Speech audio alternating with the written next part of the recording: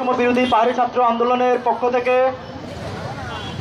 বিগত দিনগুলোতে যে 4 জন ভাই শহীদ হয়েছেন তাদেরকে বিচারের দাবিতে এবং জাতিসংঘ কর্তৃক তদন্তপূর্বক বিচারের দাবিতে যে আন্দোলন চলছে, যে আজকে সমাবেশ চলছে, এই সমাবেশে যারা উপস্থিত হয়েছেন, যে কলেজ হাই স্কুল থেকে এসেছেন, তাদেরকে আমার ব্যক্তিগত পক্ষ থেকে সংগ্রামী শুভেচ্ছা ও অভিনন্দন। দিঘিনালাতে হামলা হওয়ার পর ওই রাতে যখন শনির পরে বিক্ষুব্ধ ছাত্র জনতা মিছিল নিয়ে বের হয়, তখন সেনাবাহিনী নির্বিচারে গুলি ছুড়ে। আমরা জানি, সমতলে আমরা দেখেছি, যদি বিক্ষুব্ধ জনতা থাকে, যদি মিছিল থাকে, যদি বিক্ষোভ সমাবেশ থাকে, প্রথমে বাধা দান চেষ্টা করে, পুলিশ চেষ্টা করে, অন্ততপক্ষে যদি অবস্থা আরো খারাপ হয়ে যায় তারা টিয়ার গ্যাস ছুড়ে এবং ছত্রভঙ্গ করতে চেষ্টা করে। কিন্তু পার্বত্য চট্টগ্রামে আমরা দেখেছি, গত হওয়ার দিনগুলো দেখেছি, তারা কোনোভাবে টিয়ার গ্যাস ছুড়ে নাই, তার বদলে সরাসরি আমাদের ভাইদের উপর গুলি চালিয়েছে। এটা এক প্রকার সন্ত্রাসী কায়দায় গুলি চালিয়েছে। এটা কোনোভাবে একটা সুশৃঙ্খল বাহিনী, সেনাবাহিনীর কাজ হতে পারে না।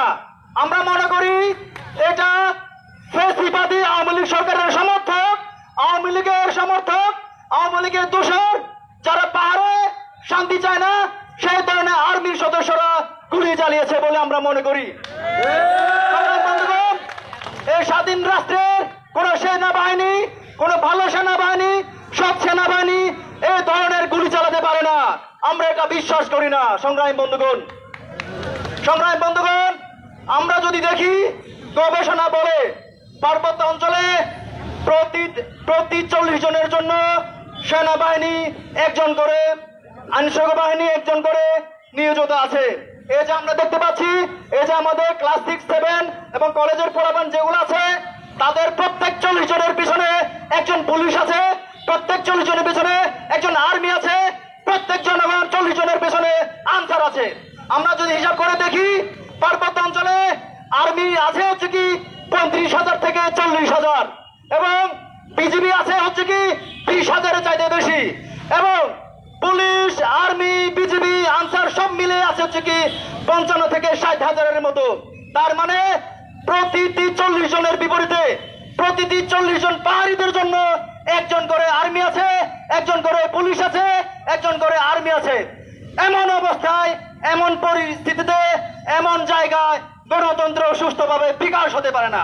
গণতন্ত্রের যে বাক স্বাধীনতা থাকতে পারে না, গণতন্ত্রের যে স্বাধীন চলাচল থাকতে পারে না। এমন সেনা শাসনের অবস্থায়, এমন আইন শৃঙ্খলা এমন টাইট করে রেখেছে, এই অবস্থায় কোনো স্বাধীনভাবে মত প্রকাশ হতে পারে না। আমরা কোনোভাবেই সেনাবাহিনীর বিরুদ্ধে নয়। সংগ্রামী বন্ধুগণ, আমরা কোনোভাবেই সব সেনাবাহিনী, ভালো সেনাবাহিনী, সার্বভৌমত্ব রক্ষাকারী সেনাবাহিনীর বিরুদ্ধে নয়।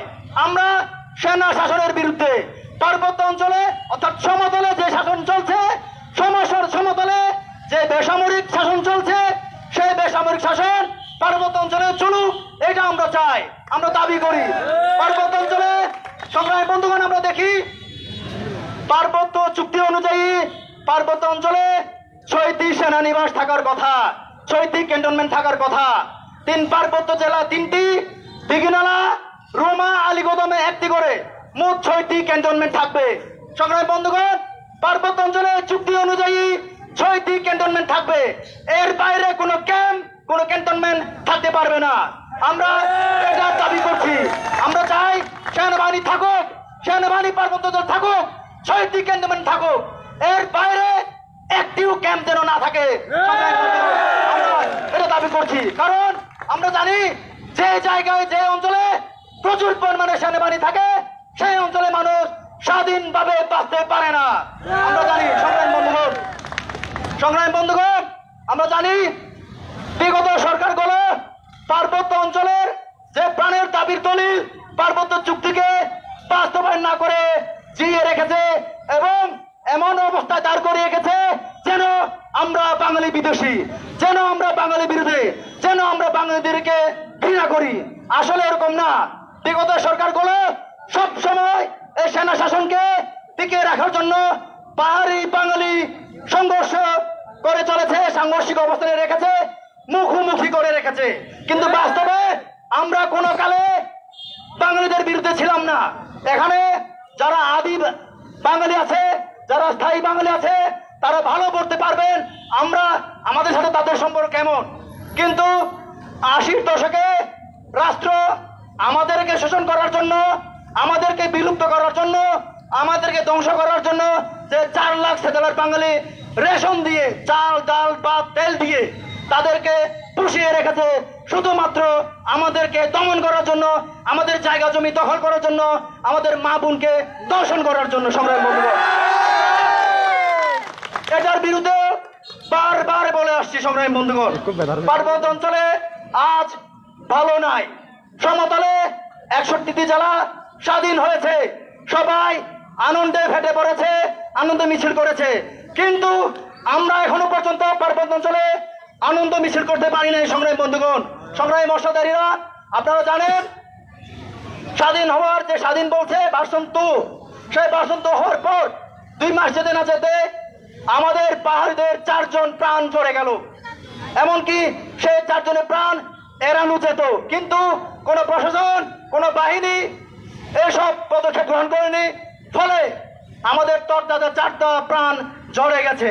এবং আমরা আশা করছি, আমরা যেহেতু প্রাণ দিতে শিখেছি, আমরা যেহেতু রাজপথে থাকতে শিখেছি, আমরা যেমন অন্যায়ের বিরুদ্ধে প্রতিরোধ করতে শিখেছি, আগামী দিনের সরকারের এবং যে কোনো বাহিনীর যে কোনো ধরনের অন্যায়ের বিরুদ্ধে আমরা সোচ্চার থাকবো, আওয়াজ তুলবো শিখেছি। সংগ্রামী বন্ধুগণ, আমরা এই আন্দোলনের মাধ্যমে, এই সমাবেশের মাধ্যমে যারা শাসক গোষ্ঠী আছে, যারা বাহিনীতে আছেন, যারা প্রশাসনে আছেন, তাদেরকে স্পষ্ট ভাষায় বলতে চাই, আমরা কোনোভাবে অন্যায়, কোনোভাবে শোষণ, কোনোভাবে নিপীড়ন আমরা মানব না। আমাদের এই আন্দোলন যতক্ষণ পর্যন্ত আমাদের 4 ভাইকে যে হত্যা করেছে, এই হত্যাকাণ্ড যতক্ষণ পর্যন্ত বিচার হবে না, ততক্ষণ পর্যন্ত আমাদের এই আন্দোলন চলমান থাকবে। আমাদের এই আন্দোলন সবাই থাকবে, সবাই সব ভূমিকা করে যাবে। সংগ্রামী বন্ধুগণ, এবং শেষে যারা আছেন তাদেরকে আমরা বলতে চাই, আগামী দিনেও আপনারা এই যৌক্তিক আন্দোলনে, এই দাবি আদায়ের আন্দোলনে, এই অধিকার আদায়ের আন্দোলনে, এই আদিবাসীদের স্বীকৃতি দাবি আদায়ের সংগ্রামে আন্দোলনে সবাইকে আশা পাবো। এই আশাবাদ ব্যক্ত করে আমার সংক্ষিপ্ত বক্তব্য এখানে শেষ করছি। ধন্যবাদ সবাইকে। বিপ্লব দীর্ঘজীবী হোক।